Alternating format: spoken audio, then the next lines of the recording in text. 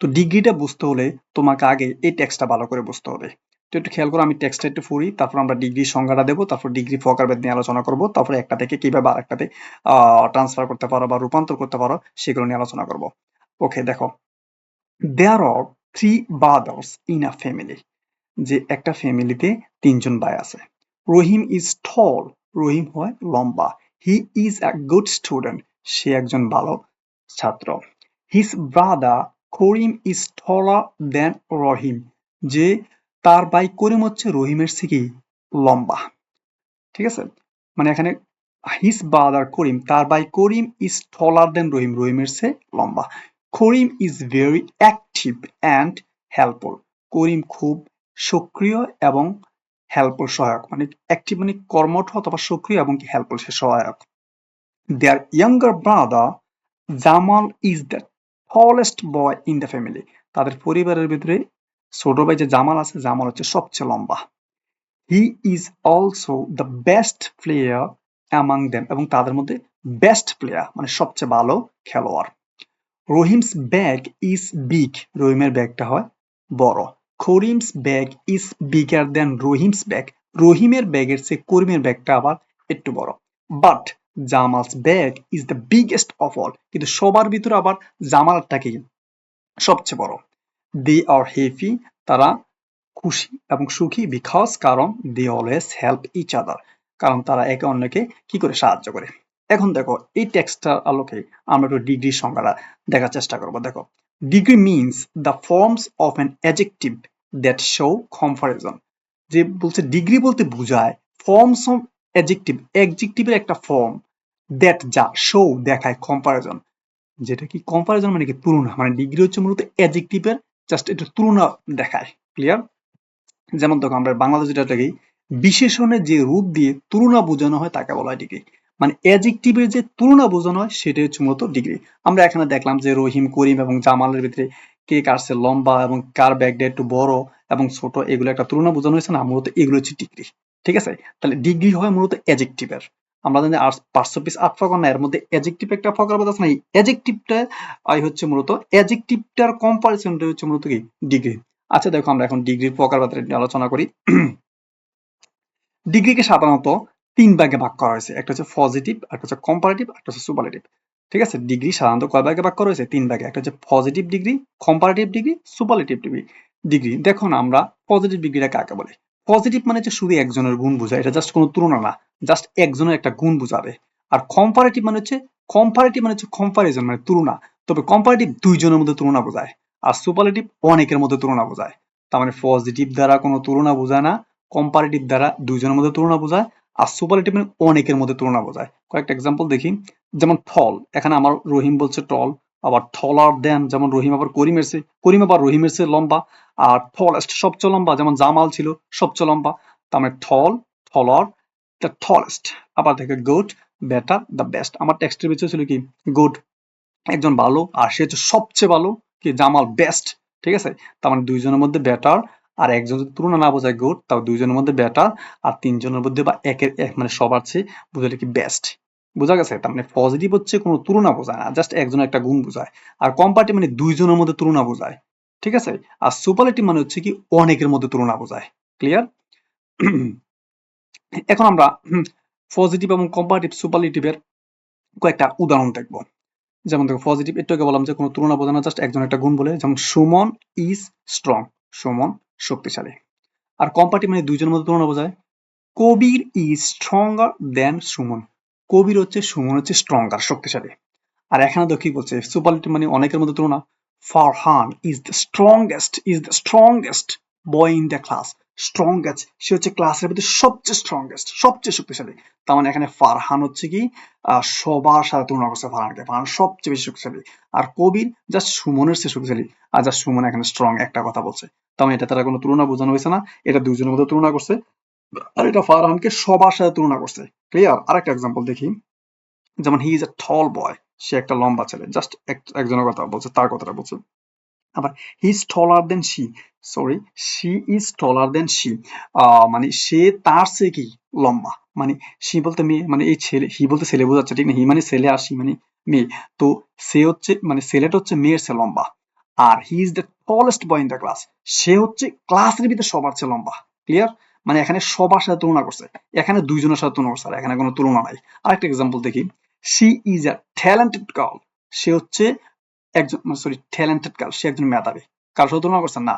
কিন্তু she is better than any other girl in the class, সে হচ্ছে, she is better than any other, সে হচ্ছে মানে অন্যান্য ক্লাসের যে কোনো একটা স্টুডেন্টের থেকে সে একটু বেটার। আর এখন হচ্ছে he is the most intelligent boy in the class, সে হচ্ছে ক্লাসের সবার মোস্ট ইন্টেলিজেন্ট, সবচেয়ে বুদ্ধিমান। ক্লিয়ার? তার মানে আমরা বুঝতে পারলাম পজিটিভ দ্বারা মাত্র একজনের মধ্যে একজনের জাস্ট একটা গুণ বুঝাবে, আর কম্পারেটিভ মানে হচ্ছে দুইজনের মধ্যে, আর সুপারলেটিভ মানে হচ্ছে অনেকের মধ্যে। ক্লিয়ার? তো এখন আমরা কম্পারিজন অ্যাডজেক্টিভ, আশা করি তোমাদের এই কম্পারিজন মানে কম্পারিজন অফ অ্যাডজেক্টিভ, অ্যাডজেক্টিভ দিয়ে একটা থেকে আরেকটা পার্থক্য অথবা কিভাবে একটা থেকে একটা তুমি রূপান্তর করবে, এগুলো তোমাদের পরীক্ষাতে আসার সম্ভাবনা খুবই বেশি, কারণ এটা বৃত্তি পরীক্ষার জন্য খুবই ইম্পর্টেন্ট, কারণ এই বছর এটা অ্যাড করছে। ক্লিয়ার? তো আমরা একটু দেখি পজিটিভ এবং কম্পারেটিভ খুব সহজ। দেখো পজিটিভ গুলোকে জাস্ট ইয়ার যুক্ত করে দিলে হয়ে যাবে কম্পারেটিভ, আর ইএসটি যুক্ত করলে হবে কি সুপারলেটিভ। ক্লিয়ার? একদম সহজ। তবে হ্যাঁ, আরো কিছু রুলস আছে, একটু মনোযোগ দাও। যেমন tall, taller, tallest; rich, richer, richest; low, lower, lowest; large, larger, largest; fine, finer, finest; short, shorter, shortest; brave, braver, bravest; strong, stronger, strongest. একটা জিনিস খেয়াল করবা, এখানে প্রত্যেকটা ভিতরে মাত্র একটা সিলেবল, মানে একবার উচ্চারিত হয়। যখন দেখবো যে কোনো ওয়ার্ড একবার উচ্চারিত হয়, তার সাথে জাস্ট ইয়ার যুক্ত করে কম্পারেটিভ হয়ে যাবে, আর ইএসটি যুক্ত করলে সুপারলেটিভ হয়ে যাবে। তাহলে দুইবার তিনবার ইয়া যদি উচ্চারিত, তাহলে কি হবে এটা একটু পরে আলোচনা করবো। ক্লিয়ার? আমরা আরো কিছু এক্সাম্পল দেখি, যেমন cold, colder, coldest; cheap, cheaper, cheapest; hard, harder, hardest; deep, deeper, deepest; weak, weaker, weakest; small, smaller, smallest. একটা কথা মনে রাখবে, এখন সবগুলো কিন্তু adjective. Clear? Young, younger, youngest; youngest; close, closer, closest; warm, warmer, warmest; fast, faster, fastest. মানে আমরা বুঝতে পারলাম যে যদি পজিটিভে মাত্র একটা সিলেবল থাকে, মানে যদি একবার একটা ওয়ার্ড উচ্চারিত হয়, এটাকে কম্পারেটিভ করার সিস্টেম হচ্ছে কি জাস্ট ইয়ার যুক্ত করে দেবো, আর সুপারলেটিভ করার সিস্টেম হচ্ছে কি জাস্ট ইএসটি যুক্ত করবো। ক্লিয়ার? একদম দেখো ক্লিয়ার। এখন কম্পারেটিভ এবং সুপারলেটিভ পজিটিভ থেকে তুমি কিভাবে করবা, চেঞ্জ করবা। দেখো ওয়ার্ডের শেষে কনসোনেন্ট থাকলে, তার আগে ভাওয়েল থাকলে, শেষের কনসোনেন্টে দুইবার হবে, দুইবার হবে এবং ইয়ার যোগ করতে হবে। ওয়ার্ডের শেষে কনসোনেন্ট থাকলে, তার আগে ভাওয়েল থাকলে, শেষের কনসোনেন্টে দুইবার হবে এবং ইয়ের যোগ করতে হবে। কিছু বোঝো নাই? একটু এক্সাম্পল দেখো। যেমন দেখো এখানে একটা ফ্যাট, এটা কিন্তু একবার উচ্চারিত। আমি এটাকে বলছিলাম যদি একবার উচ্চারিত জাস্ট ইয়ার যুক্ত করে দিবা, তবে এখানে একটা কাহিনী আছে। যেমন এই পজিটিভে যদি দেখো যে এখানে একটা ওয়ার্ডের লাস্টে একটা কনসোনেন্ট আছে, কনসোনেন্টের আগে কি আছে, একটা ভাওয়েল আছে, তখন এই কনসোনেন্টটা তুমি ডাবল করবা, তারপর ইয়ার যুক্ত করবা। এটা হচ্ছে কম্পারেটিভ করার সিস্টেম।